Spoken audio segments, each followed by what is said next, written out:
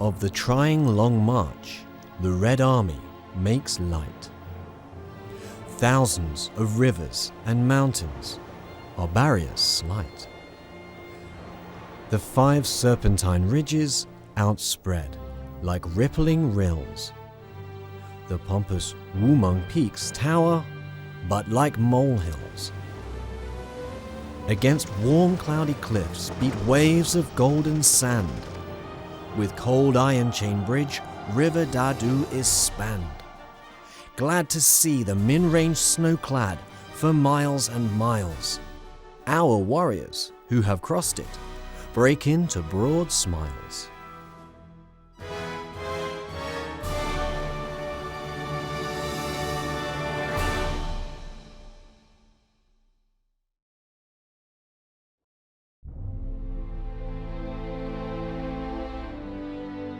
In December 1929, in the famous Resolution of the Gutian Conference, Mao Zedong stated, "The Red Army does not fight for fighting's sake but to organize and arm the masses of people. It also fights to establish a government for them." He went on, "Without such an objective, it would have no reason to fight. Even the existence of the Red Army would be pointless."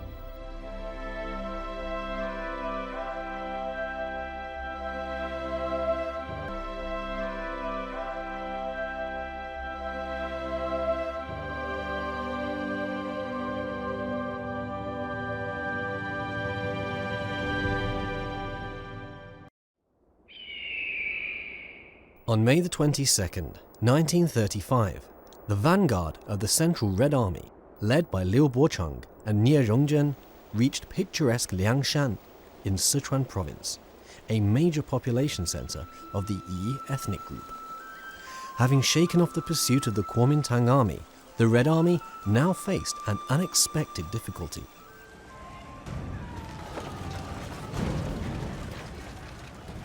The lead company suddenly found itself surrounded by an aggressive group of Yi men. Company commander Luo Rong was knocked to the ground and pinned down by his attackers' feet. 他那个是20的消防的部队，到了少数民族地区，结果以后呢，把衣服也脱了，枪也拿走了。 Despite the provocation, the Red Army soldiers did not react. They'd been ordered not to fire a shot at any Yi people, and instead to show the utmost restraint.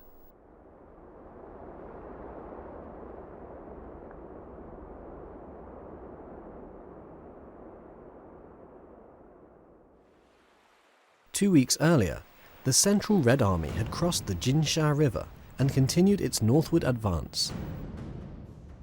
Chiang Kai-shek was determined to annihilate the Red Army and spared no resources to this end, dispatching a huge army under Xue Yue to pursue them. The Central Red Army had two possible routes to choose from on its northward advance. One was a major road through Yexi County, but this option would mean having to capture a series of heavily garrisoned mountain fortresses. The other choice was a narrow path through Mianyang, which would take them across Yi territory. However, there was a long history of enmity between the Yi and majority Han peoples. The Yi had been victims of prejudice and oppression since the time of the Qing rule, and more recently at the hands of the Kuomintang. So, they naturally didn't want any Han people on their land. History showed the hostility could be fatal. When, in 1863, Shi Dakai led the remnants of his peasant uprising here, they were slaughtered by the Dadu River, with the Yi not lifting a finger to help. Chiang Kai-shek was convinced that the Red Army wouldn't dare to venture into the Yi area, and that their only choice was to take the road through Yuexi, but once again he was proved wrong. A report from Li Xiangyun and Chen Yeping, underground party members from Xichang, persuaded Liu Bochang, chief of the general staff of the Red Army, to propose taking the narrow path through Yi territory. 毛主席决定的就想派这个一个支队，我记得的是左权刘亚楼向大润这方向佯动，就装甲的向那边前进了。其实我们就从面临的进这个移民区了。The objective in passing through Yi territory was to capture Anshunchang Pier in a sudden attack, opening the way for the main force to cross the Dadu River.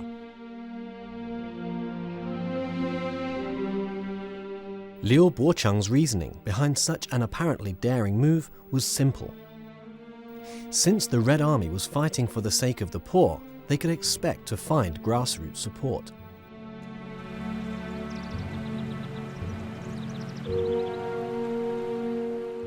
The monument honors Liu Bochang and a man named Xiao Yedan, who was the headman of the local Yi people. It commemorates the moment when the two men sealed their friendship in blood.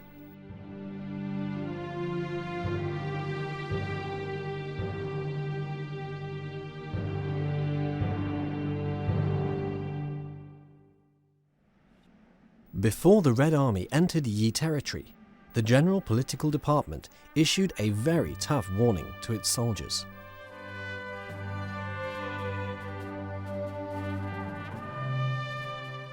The warning made it very clear: do not harass the ethnic minority people. Do not antagonize the local rich people. Respect local customs and religious practices.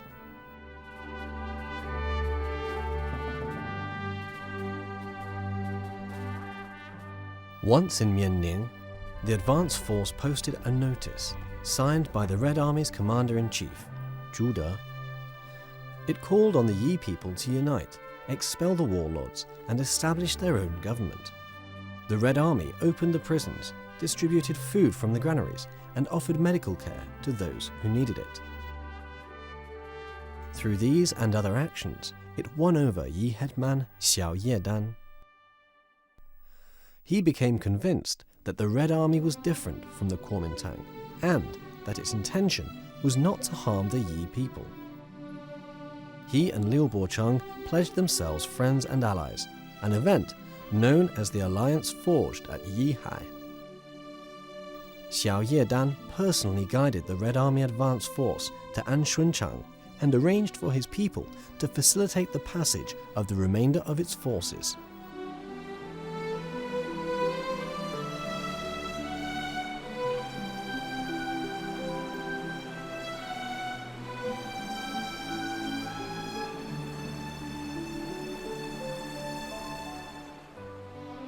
In turn, the Red Army helped Xiao Yedan found his own army detachment. Liu Bochang personally conferred a military banner on him. The banner is today housed at the Military Museum in Beijing.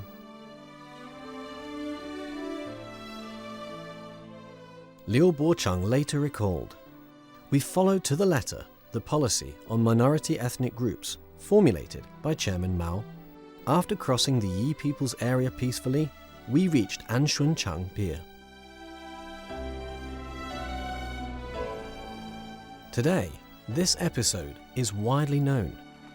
It testifies to the unity among different ethnic groups.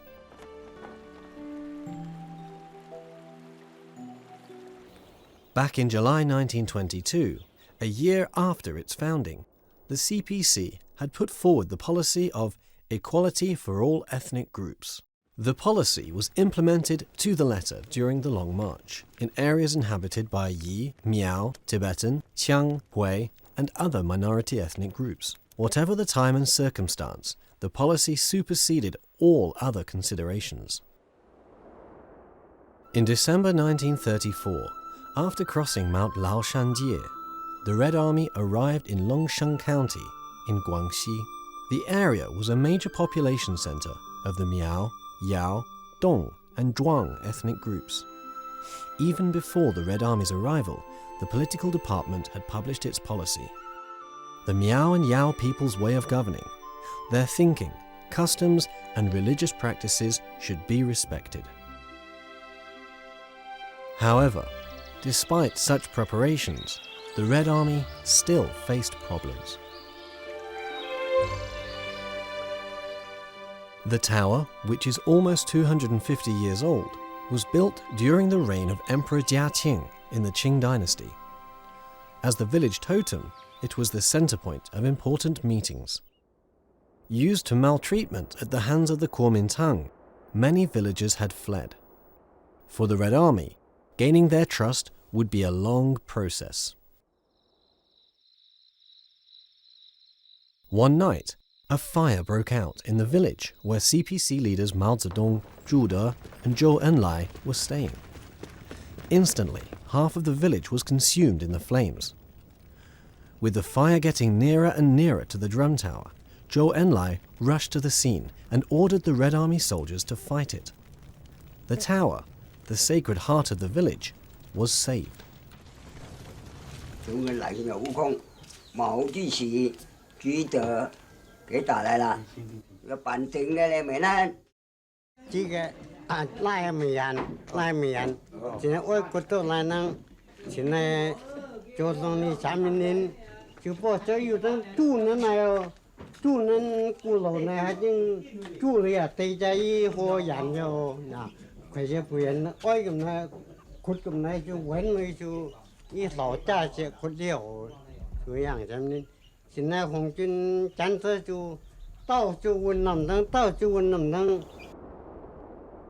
The fire was eventually put out. The Yang family drum tower remained intact, as did all the houses to its southeast. The local people were very grateful.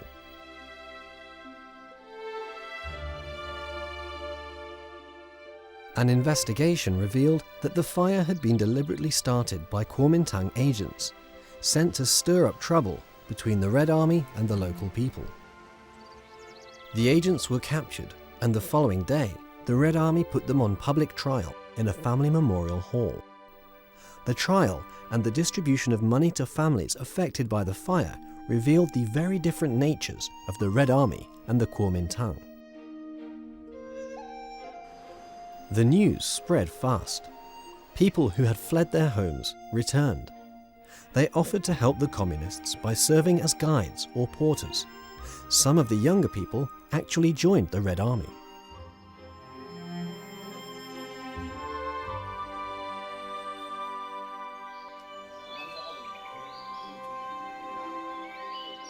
To mark the event, the name of the drum tower and memorial hall were changed to Red Army Tower and Hall of the Public Trial.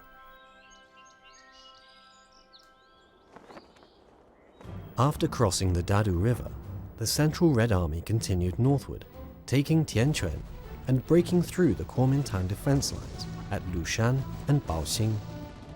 Their plan was to join up with the Fourth Front Red Army. Earlier, in March 1935, while the Central Red Army had been maneuvering around the Chishui River, the Fourth Front Red Army had crossed the Jialin River and headed west, and was now in the Chuankang area. Chuankang was another area with a significant ethnic minority population, principally Tibetan and Qiang. A highland region where living conditions are harsh, it had been plagued for years by ethnic and religious problems. Without the support of the ethnic minority groups, it would be impossible to pass through peacefully. Chiang Kai-shek had on many occasions issued instructions for local headmen to be recruited in the fight against the Red Army. On July 3, 1935, the Political Bureau of the CPC held a meeting in Zhuokeji. The main agenda item was how to handle the relationship with the ethnic minority groups.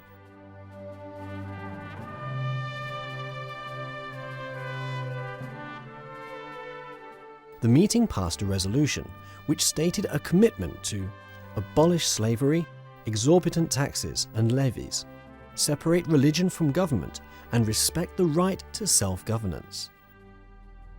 False propaganda spread by the Kuomintang and hostile headmen had persuaded people to flee ahead of the Red Army's arrival. Villages were deserted, and the only greeting they received was sniper fire. 老百姓都跑了，都害怕红军，都跑了，都没有人烟。为啥跑了来？敌人宣传，红军来了以后，不仅要吃粮食，还要吃人。说共产党啊，红军啊，是吃娃娃的，哎，是共产共妻的。那个地方当地那个藏民啊，我们过路他的暗处，我们的明处。他的枪法相当准，枪声一响，像打不死你啊，你也是个残废。By the time Judah and his staff arrived, the local Tibetans had all fled into the mountains. Zhu lost no time in issuing instructions to his soldiers. 1. Respect local customs and practices. 2. Touch no property of the local Tibetans. 3. Enter no house where the owner is not present. 4.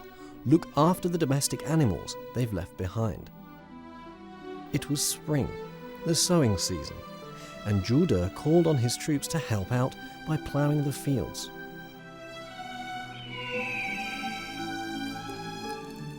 The local people don't understand us, he said, and they're afraid of coming back to farm. We can't let the season slip through our fingers. The Tibetan people are our brothers. Let's do the farming for them. This is a duty and obligation for brothers. He sent people who could speak Tibetan into the mountains to explain the situation and urge the villagers to return. The effort paid off because many ordinary villagers and lamas returned.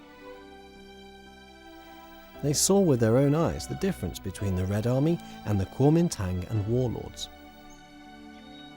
They started calling the Red Army the New Han people and even living Buddhas who had come to help them.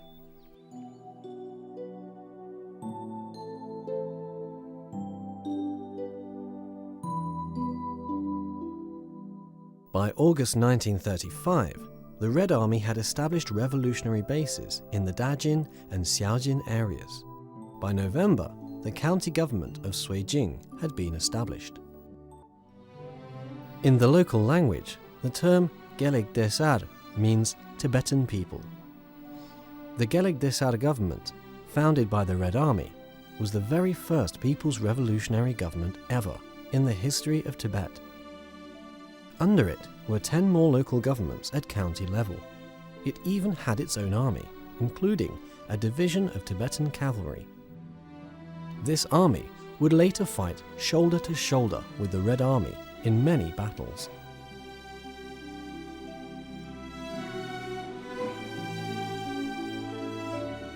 We 们跟大金川的藏人关系搞得不错。交互的所有的枪支，把这个枪啊，全都交给当地的政府。少数民族的语言叫波巴政府。For its part, the Red Army received massive support from the Geleg Desar government and individual ethnic groups. 5,000 tons of grain, tens of thousands of oxen, sheep and goat, horses and pigs. Mao Zedong later spoke of his gratitude for the help the local Tibetan people had given the Red Army. If the Red Army was indebted to anyone in northwest Sichuan during the Long March, it was the Tibetan people. One day, we will make a full repayment of anything we had to take away.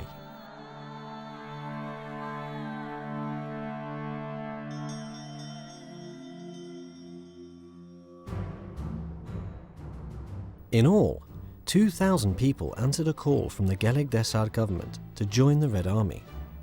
Many would ultimately make it all the way to Yan'an. Among them was a young lama from Barkham named Sangya Yekse.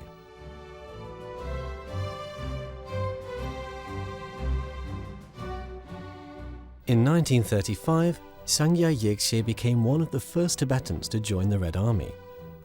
Before long, he was accepted into the Communist Party of China, also becoming one of its first Tibetan members. After the long march reached its end in northern Shanxi, Sang Yexie was admitted to the party's school under the CPC's Central Committee. On more than one occasion, he was received by Mao Zedong and other top CPC leaders. 那么有一天，毛主席就摸到我的肩膀，他就问我你叫什么名字？那个时候我的老名字叫桑叶有希，他就想了想，他说你们嘛都是就是我们这个少数民族的学生呐，说都是宝贝嘛，宝贝嘛，你的名字嘛改一下嘛，也无法填饱，以后叫填饱嘛。 After the founding of New China, Tianbao served in succession as chairman and party secretary of Tibet Autonomous Region. 9 times he was a delegate to the National People's Congress, from its 8th to its 16th session. When he was interviewed in 1995, he became very emotional at the mention of the Red Army, the Long March, and the founding of the Autonomous Region's government. 从藏族的这个历史上，第一次有了人民自己的政权。后来解放也打下了很好的基础，因此可以说，抗争对民族工作也是一个伟大的胜利。 Next to a monastery in Rongbrag County stands a famous monument. It honors the local people who fell in battle. The monastery houses many items associated with the Geleg Desar government and the Tibetan Cavalry Division. Individually and collectively, they tell the story of the CPC's policy on ethnic minority groups during the Long March. On May the 1st, 1936, the Red Army helped to establish another local government, this one in Boba in Garze. The photograph is the only surviving image of the government building. At Beri Monastery is the memorial hall of living Buddha, Gedar Tulku. Outside the building stand statues of the living Buddha and Juda, Commander-in-Chief of the Red Army. Gedar Tulku, who served as the vice chairman of the Boba People's Government, was the first living Buddha ever involved in a revolutionary local government. The Red Army exercised strict discipline when it came to protecting the monasteries, respecting the lamas, and caring for the Tibetan people. Living Buddha Gedar Tulku, after an overnight conversation, became firm friends with Juda. He gave all the grain the monastery had available to the Red Army, and then called on ordinary Tibetans to donate food, wool, and tents.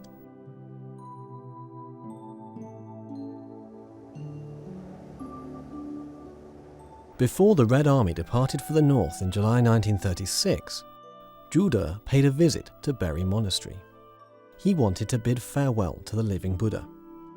After we leave, he said, you must unite in the struggle.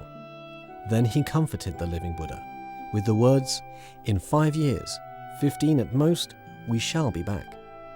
In response, the living Buddha recited a poem he himself had written.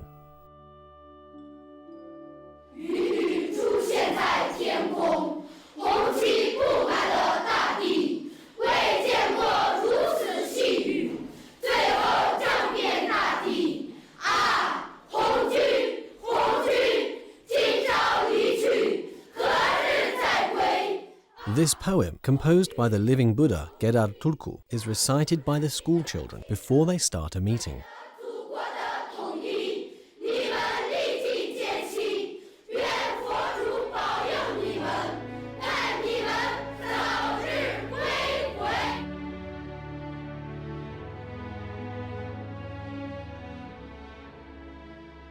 Following the Red Army's departure, the living Buddha brought 230 wounded Red Army soldiers who were being looked after in the surrounding villages to the monastery.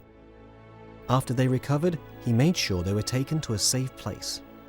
However, on his way to Lhasa to try and persuade the local authorities to support the struggle for peaceful liberation, living Buddha Gedar Tulku was murdered by Kuomintang secret agents.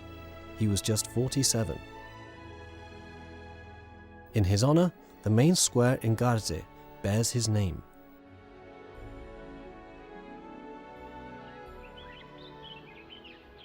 The Boer People's Government provided the Red Army with considerable support. It supplied more than 100 interpreters and guides for its northward march. Some veterans still have fond memories of them.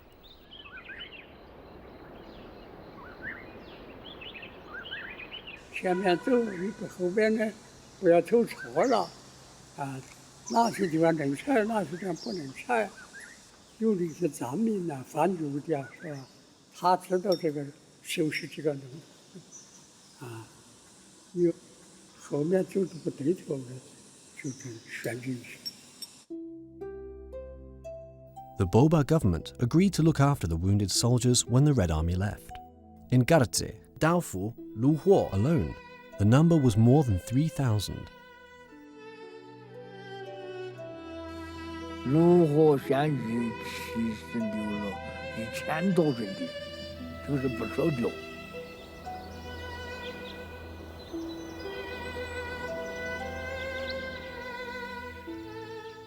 Fong Ming was one of those wounded soldiers. He's never forgotten how the villagers saved his life when the Kuomintang troops came. 这个地方的人呢，就把我们弄来抢起。那些人好得很，这个地方的人好。 He later married a local Tibetan girl and remained in the village.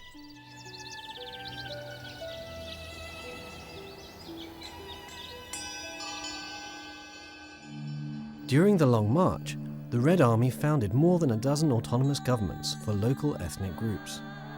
The support of these governments was vital to the successful outcome of the march.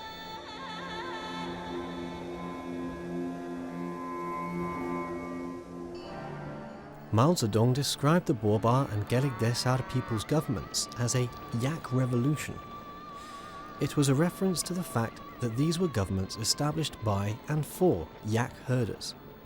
In a way, they were a first attempt made by the CPC to explore the possibility of autonomous rule. In September 1935, in a bid to halt the Red Army's advance into southern Gansu, Chiang Kai-shek ordered his generals Zhu Shaoliang and Lu Dachang to deploy their vastly superior forces in Minxian County and Ladzakol. Chiang also instructed the local headman, Yang Jiqiang, to strip the crop fields so that no grain would be left for the communists.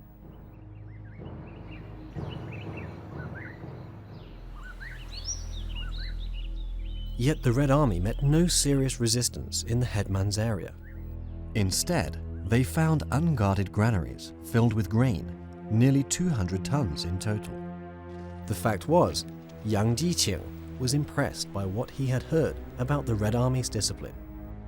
He had ordered his men to go away, leaving the grain behind for its soldiers. By this time, the Red Army was desperately in need of food. They'd used up all their supplies, even eating grass roots and their leather belts, while crossing the snow-capped mountains and muddy grassland. Without headman Yang Jiqiang's help, they might not have gone on to capture Ladzakol.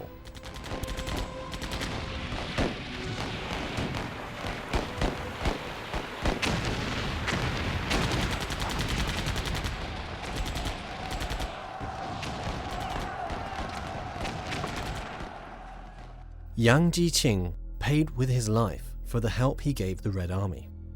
In August 1937, he was murdered by Kuomintang secret agents. After the founding of New China, General Yang Chengwu wrote an inscription for his tombstone.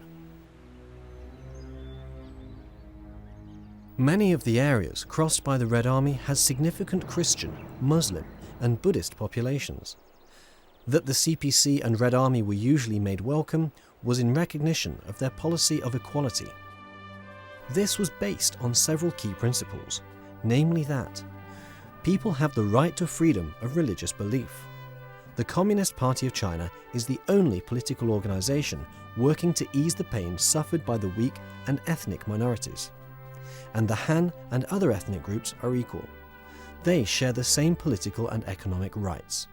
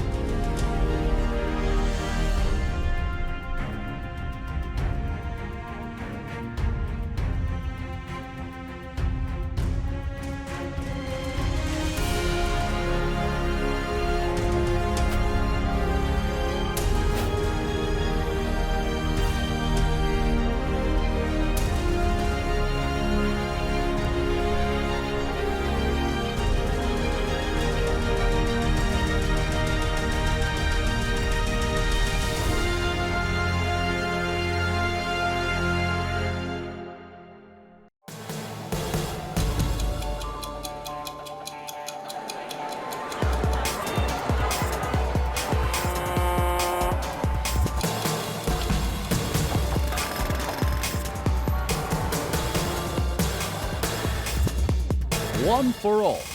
China 24.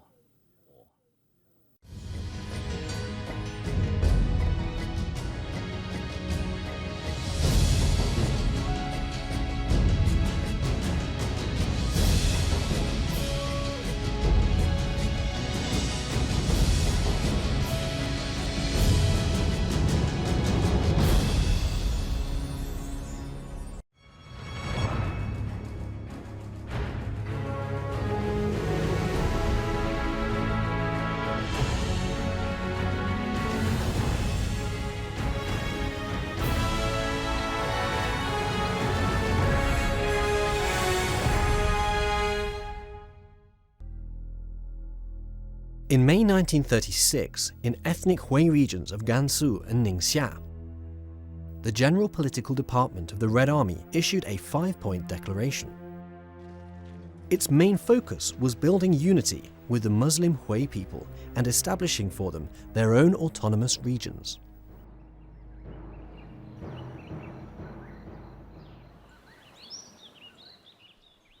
3 don't do's and 4 attentions was stipulated in the declaration, reflecting a lesson they learned previously. Allahu Akbar, Allahu Akbar, Allahu Akbar, Allah. The mosque still bears a slogan painted by the Red Army when they pass through the area. Jin Rongcai comes once a week to pray here. He also cleans the dust off the glass casing. He particularly values the slogan because it's associated with his grandfather, a former imam who risked his life to preserve it. 在我们小的时候了，然后就是用柴，往这就挨着一堵墙把它码满掉。那个时候我最记得的时候，有的时候是码到了高上考，码到高上考，但是大部分人是晓不得有这一条标记的。 The Red Army had arrived on April the 28th, 1935. However, a young soldier had infuriated the locals by openly flaunting their religious taboos.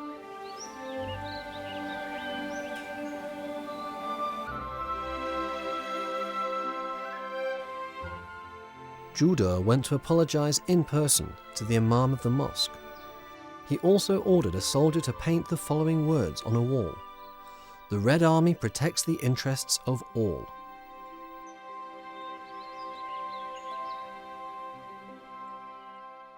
The imam and other members of the Hui community were moved by the gesture.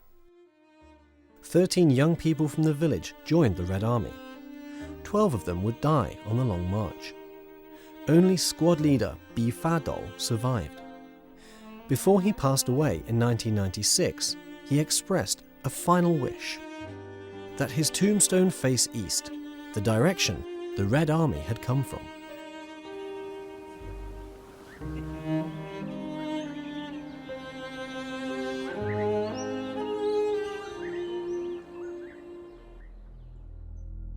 A photograph is housed at the Military Museum in Beijing. Taken in February 1936, it shows Red Army General Wang Zhen meeting the independent regiment of Miao people after the 2nd and 6th Army groups finally reached Qianxi, Dadian, and Bijie in Guizhou. The photograph illustrates the Red Army's respect for ethnic minority groups.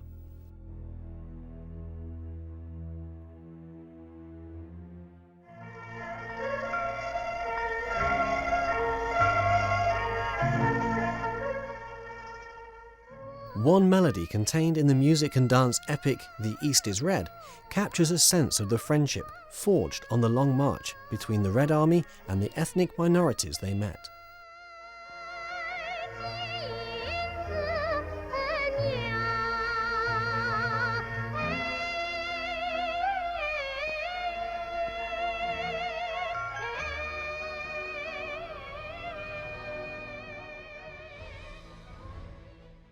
The Long March crossed more than a dozen provinces. 200 million people along the route learned about the Red Army and its resolve to fight the Japanese invaders.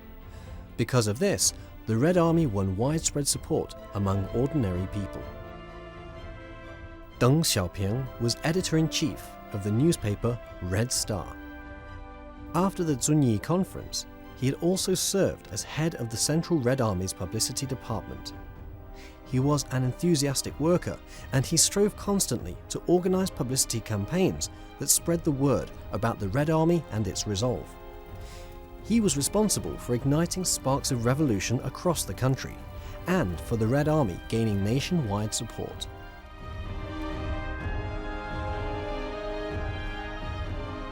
The slogans and notices left by the Red Army along its way are testament to the success of its publicity work. 走到了，那个布告是贴到了，苏维埃政权呢也就见到了，这是就是说这个先权和这个政权的建设都是随着横云走的。Zhou Suyuan is widely recognized as a great patriot. As one of the leaders of the 1911 revolution in Guizhou, he enjoyed tremendous popularity in China's southwest. Later, he became a Marxist and a committed advocate of the CPC's anti-Japanese, anti-Chiang Kai-shek policy.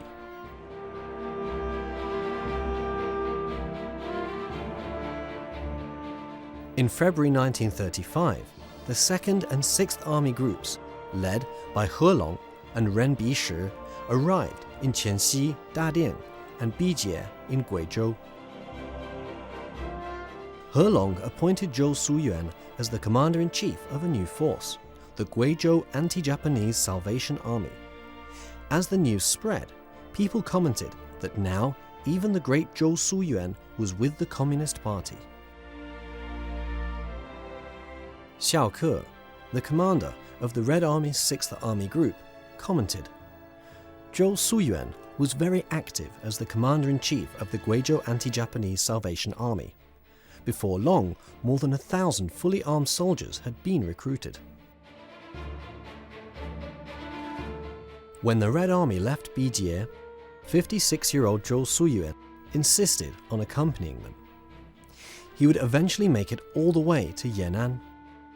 Mao Zedong would describe him as a very cordial and respected friend and revolutionary comrade. On December 4th, 1934, the 25th Group Army arrived at Lushi in Henan. Their plan was to head to Shangluo in southern Shanxi, going via Wulichuan and Zhuyangguan.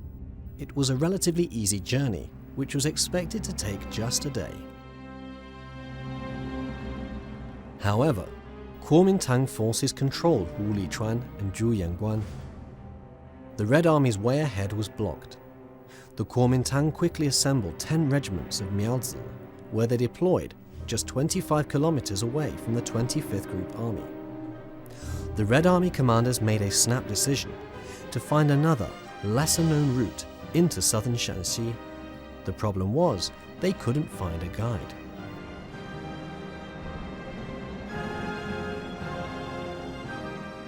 这一带的有很多地主啊，围寨搞得有围墙，有的甚至外面还挖的有壕沟啊，放水。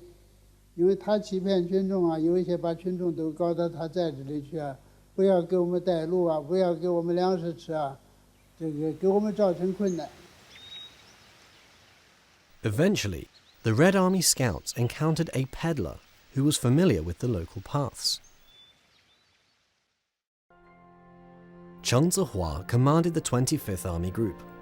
He wrote in his memoirs, "We learned that no regular Kuomintang troops were nearby, only some local militias. We made a decision, and helped by a local peddler, we found a narrow path that led us to our destination." The peddler was Chen Tingxian, who travelled extensively in that area, selling cakes.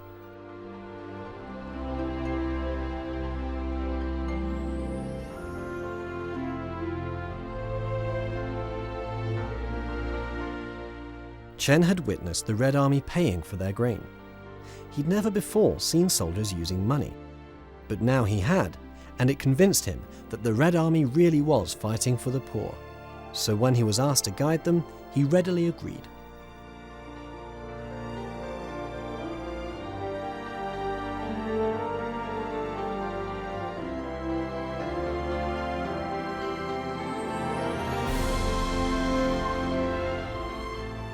Guided by Chen Tingxian, the main force of the 25th Army Group made a detour. They climbed cliffs and waded across brooks behind enemy lines. After 3 days and nights of non-stop marching, they left the enemy far behind.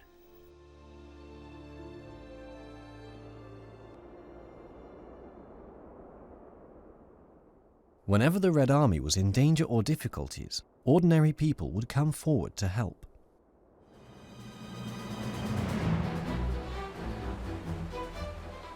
During 7 days and 7 nights, 37 locals worked non-stop to ferry the Red Army across the Jinsha River on 6 boats. During the crossing of the Dadu, at one point, 4 boatmen threw themselves into the water to stop their boat hitting a rock. Thanks to such heroic efforts, Sun Jixian and his 17-strong vanguard force could reach the far side of the Dadu.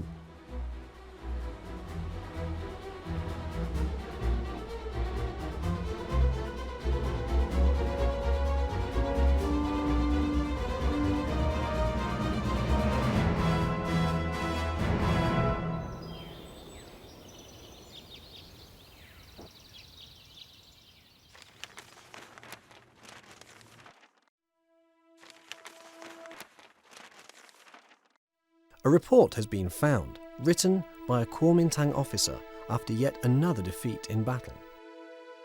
The repeated defeats we have suffered are attributable to our lack of attention to the public and to organising them. Even Chiang Kai-shek himself, in a telegram to 2 of his generals, Liu Xiang and Pan Wenhua, referred to the discipline the Red Army imposed on themselves during the Long March. Zhu De and Mao Zedong's troops never harassed anyone in southern Sichuan. Even when they took a turnip from the ground to stave off their hunger, they left a coin in the soil. In Xuyong, they executed just 1 of 4 of our men they had captured, and only because he was corrupt, they released the other 3. The Red Army publicizes such incidents to gain popular support.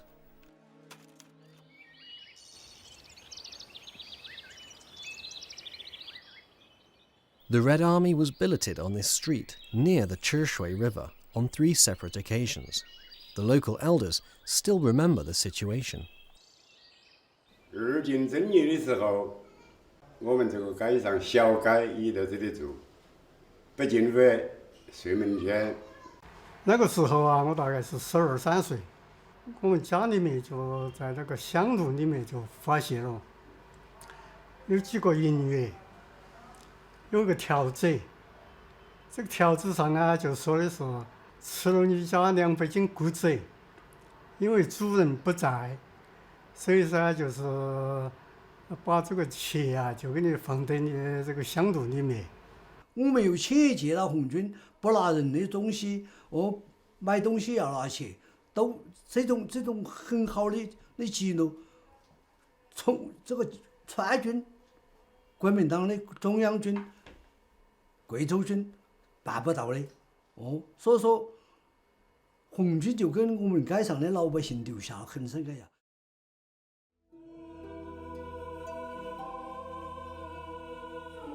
The Red Army opened up a warlord's storehouse and distributed the salt it contained among the poor. At the sight of the shabbily dressed Red Army soldiers, some even without shoes on their feet, local people would make straw sandals for them. Still today, children at the primary school here are taught to make sandals.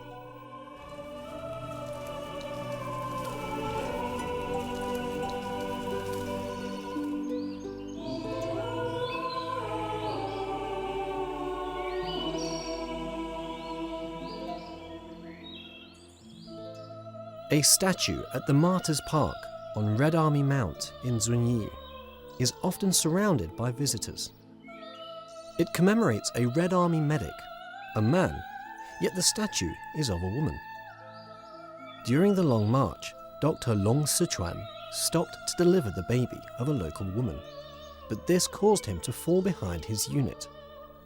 The enemy, when they caught up with him, murdered him. The villagers gave Long Sichuan a respectful burial, but the Kuomintang soldiers returned and desecrated his grave. The villagers then collected his bones and rebuilt the tomb. They regarded this Red Army man as a bodhisattva. But bodhisattvas are female, so his memorial was designed in the form of a woman. Still today, people come here to pray for good health and an easy birth, and to touch the statue's putti, which they believe will bring good fortune.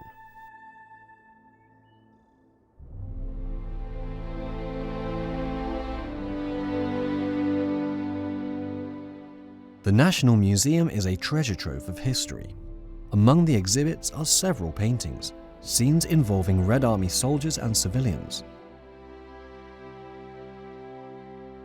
No matter how tough the situation, the ordinary people always stood firmly behind the Red Army. They not only supported it, but also joined it.1933年，15岁参加红军。我11岁参军，13岁，14岁吧。我是12岁，13岁当红军。我15岁的时候去参加红军的，才16岁，但是我报的时间呢，报的18岁。我说我怕你们不要我。还把一个汉阳枪搞红军的那个时间呢，不要我，我就跟着红军走。More than 4,000 people from Zunyi joined the Red Army, as did 3,000 from Jiaxi, 4,700 from along the Wujiang River, 1,500 from Dongchuan, more than 3,000 from the Gannan area, and more than 5,000 from Qianxi, Dading, and Bijie. The positive outcome of the Long March once again proved that unity of the army and people is the foundation for success, and that with the support of the people, the revolution is guaranteed to succeed.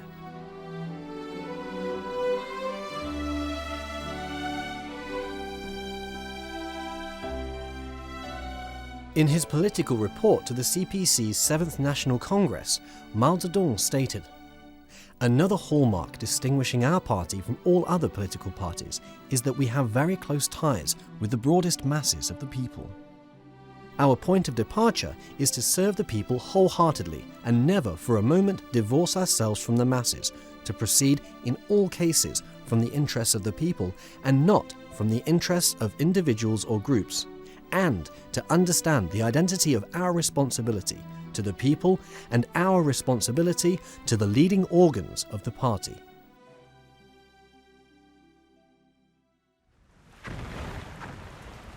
After crossing the Dadu River, the Central Red Army continued northward, aiming to join up with the Fourth Front Red Army. It had three possible routes to choose from. The western route, which was much longer and passed through desolate and uninhabited areas where it would be difficult to obtain supplies. The eastern route, which was heavily defended by Kuomintang forces and would almost certainly involve significant loss of life, and the northern route, which would take them across forbidding snow-capped mountains.